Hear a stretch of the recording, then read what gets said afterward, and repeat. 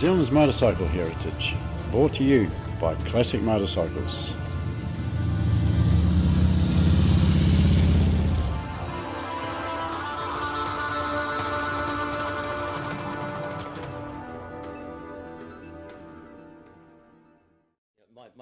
My first interest in motorbikes was effectively the first job that I had, which was I guess a salesman at Laurie Summers, they were the Kawasaki importers of the day, and they actually had two shops. They had one in Mount Eden in Auckland and one out in the suburbs at Onehunga.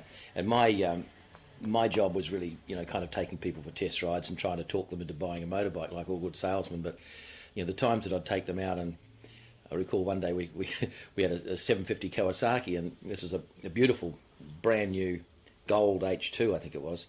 And you don't just give the keys to these guys, And this guy came in and he wanted to go for a ride, so I said, well, jump on the back, I'll take you for a ride. Well, I got about 50 feet up the road and I did a turn, and the exhaust pipe hit the ground, and we both ended up on our proverbials. And we sort of got back on it, and I finished off by taking him for a bit further. I can't understand why he got back on the bike for a start, but anyway, he eventually bought the bike, which was really cool. But my forte was really wanting to get into the more technical side of it, so they transferred me from the sales area into the workshop as an apprentice, I suppose. So that was my first sort of kind of look at the inner workings of how a motorcycle shop operated. I should have learned from it, because about 35 years later I ended up buying one and then spent the next 10 years trying to sell it again. So I didn't really learn anything from that side of it. But what it did, it introduced me to Eric Bone, and Eric's like a Maori racer. There's not very many of them around, but an extremely talented guy, and he was running the workshop. He had the early two-stroke Kawasaki's, the old H1s and A7s and H2s, the real flyers. So I was pit crew with him as we went around, and I started to, well, first of all, obviously you wanted to help the guy, but then you actually wanted to have a go at it yourself. So my first bike was an AC50, a little Suzuki 50 I bought from Ken Fletcher, another good rider from the way back.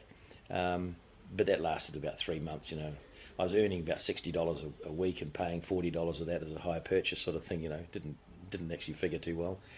But I ended up buying the little Kawasaki 350 that Eric Bone had been racing, and that gave me my first opportunity to go out onto the track. Glenn Williams, another really good rider from those early days, he was in the parts department at in the main head office in Mount Eden. So I had to go and collect the parts every day. So I'd jump on a motorbike, anyone, it could be a customer's one, could be anything, and I'd zip into Mount Eden, and I'd pick up the parts in a little rucksack or a box or whatever it is, and I'd race back to Onehunga. And I had my little track that I'd use, which is through the domain. Most of the time I got there, a couple of times I didn't, and ended up under a tree. But what had actually happened is that when I get to Mount Eden, while we're waiting for parts to get all sorted, the guys would say to me that Glenn has ridden his bike, a little, I think it was a small Kawasaki 100 that was parked there all the time. This bike became the kind of sample bike or the test bike, and they would say he's ridden the bike up to the top of Mount Eden and back in 2 minutes and 4 seconds. Give it a go. So I'd go up there and I'd go as hard as I could, and I'd come back to, oh yeah, not too bad, 2 minutes and 2 seconds or something.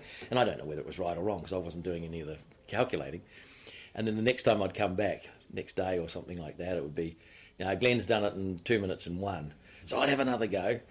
In the end, I figured that Glenn wasn't even riding the bike, and they were just winding me up and winding me up and winding me up. So I think somewhere along the line I decided I wouldn't bother going to the top of the hill. I'd just do a turn and come back at halfway. So that was probably, I think it was one of the first races I did the Pororua Grand Prix. I finished third. I finished second, I think, followed by two 44-gallon drums that I ran wide on a corner, mounted the curb, and like typical safety in those days was a piece of rope tied between 44-gallon drums to keep the crowd from going onto the circuit. It wasn't designed to keep a motorbike from going off the circuit. So I got tangled up with that, and things got all, hooked around the back, and I sort of bounced across the start line, dragging these 44-gallon drums.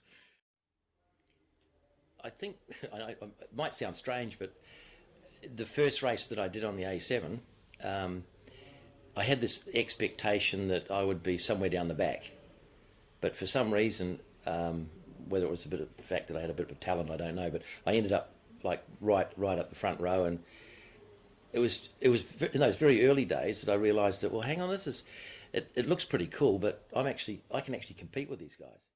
Around 1974, I'd moved from the Kawasaki dealership into a motorcycle shop in Otahu, which was closer to me, Shaft Motorcycles, which was a pretty famous brand in those days. And the owner at the time said, we don't want you on that A7, that old 350 twin. We'll get you an S2, which is the new version of three-cylinder.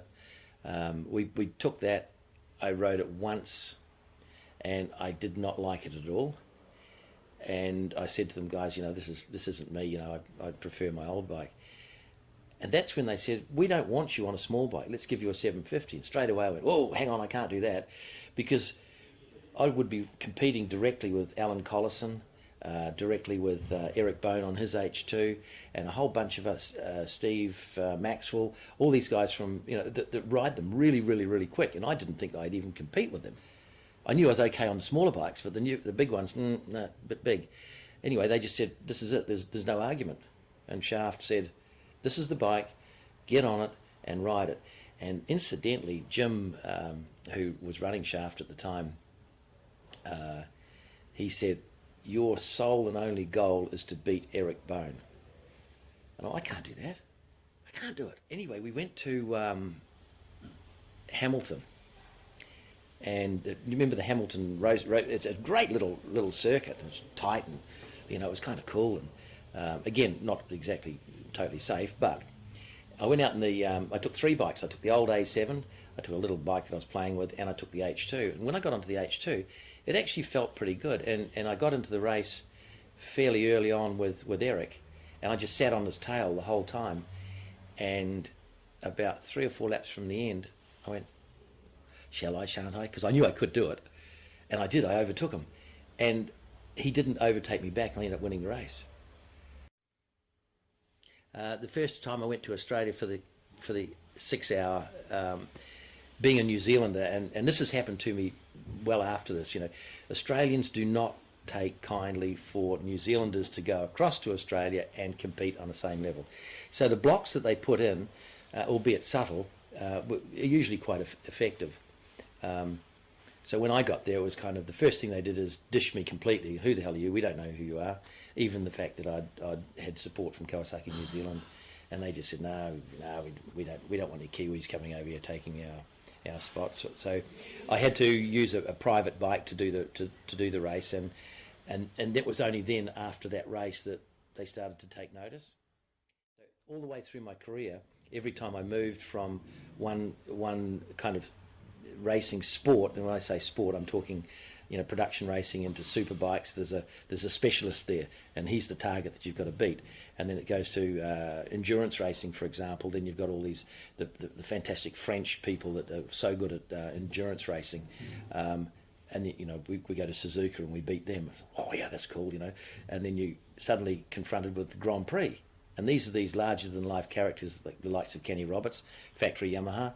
Barry Sheen, factory Suzuki, and now I've got a factory Suzuki, and I'm going, do I actually belong in this league of international stars?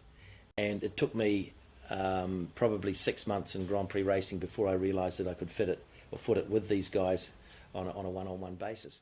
While the discussion that you have with them off the track is kind of on a friendly basis, it's not, you're not suddenly looking up to them, you're looking at eye level with them. And that's what I found all the way through. And there were some good rivals that I had that, for various reasons, on and off the track, I sort of struggled with. But that was as a consequence of the way in which my racing career developed. We're talking about Randy Mamela, for example. 15-year-old kid comes out here to New Zealand. I watched him grow all the way through. He went on to Grand Prix racing, and then suddenly I'm in the same team as him. I signed up with Suzuki. And at the same time, the other rider with Suzuki was Randy Mamela. Greg Hansford and I happened to be playing pool at the Wanganui pub one day, or Wellington pub or something, during after the meeting, and we were playing billiards or pool or one of those things, and I was down onto the black, and we weren't playing for a lot. It was 50 cents. I mean, in those days it was probably not quite a sheep station, but it was important. I could have bought 2 or 3 gallons of fuel for that, but I was sitting there thinking, how can I spend this 50 cents? And this little shit came along and just wiped all the balls off the table. So myself and a friend chased him, grabbed him, and I had a hold of his legs, and my friend wrapped his arms around him so he couldn't do anything. Down the toilet, flush. Yeah.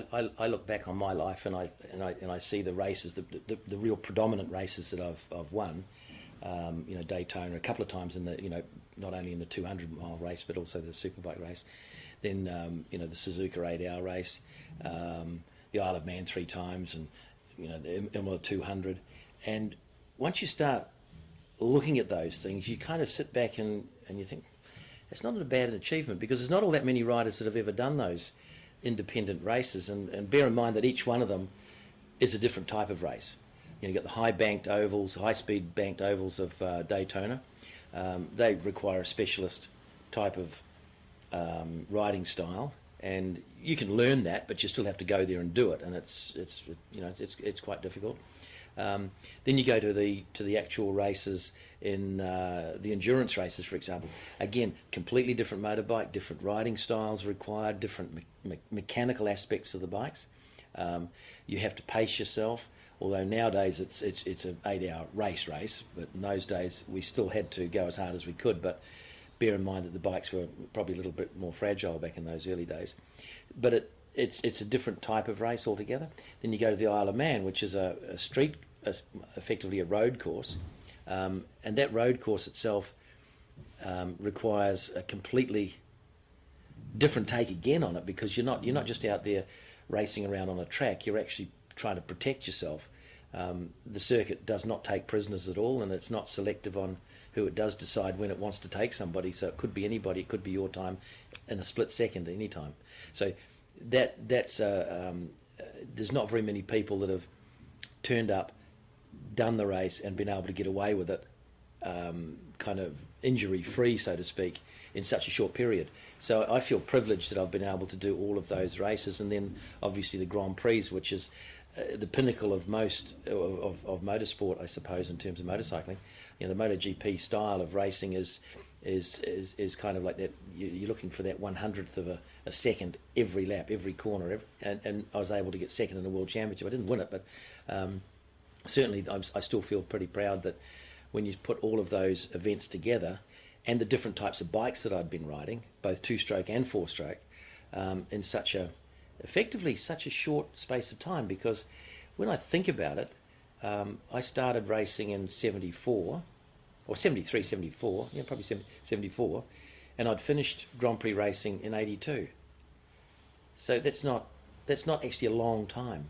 And at 27, I'd already started to move off onto other aspects of life that I thought that I wanted to do before I didn't have the opportunity to. I look back on my career, and the things that I perhaps could have done better would have been to have somebody manage the whole Crosby package, I suppose. In hindsight, yes, it would have been the right thing to do, but in reality, I'm sort of a bit like a loose cannon. But I did actually try at one stage, Mark McCormick, the sports management company, and this is absolutely dead true. I contacted McCormick, it was MMG or something, MAMG or whatever it is, whoever the company is, and they had an office in Sydney. And I flew from New Zealand to see this guy, and I always remember him like so vividly. I'd contacted him. I said, I want to talk to you about doing some sports management. This was just as I was getting into 500 Grand Prix in 1980. And I spoke to him, and he said, yeah, we'll meet. So I went to Sydney, had this little meeting with him, and he turned around to me and he said, well, actually, to be fair, I mean, we're looking after Bob Charles and another tennis player, a New Zealand tennis player. And we can't really see much benefit in looking after a motorbike person. And that's when I thought, I don't need people like that. Success doesn't matter what sport it is. By the time you come out and hang up your boots or your gloves or your golf club or your shoes or whatever it is, then you go out into a dog-eat-dog world. And it doesn't matter whether you're a world champion or not. People may know you and they may respect you and all that sort of stuff, but when you get into business, you can be done like a dirty dinner so quickly. And I've seen it happen so many times. And when I just quit MotoGP in '82 at the end of the season, nobody expected it. There was nobody. I knew. I kind of knew what I was feeling, and I'd done 3 years or 2 years with Suzuki and a full year with Yamaha, and it was with Agostini team, and it was kind of a point where my interests were actually waning a little bit on the racing side, and I felt that I wanted to pursue a flying career.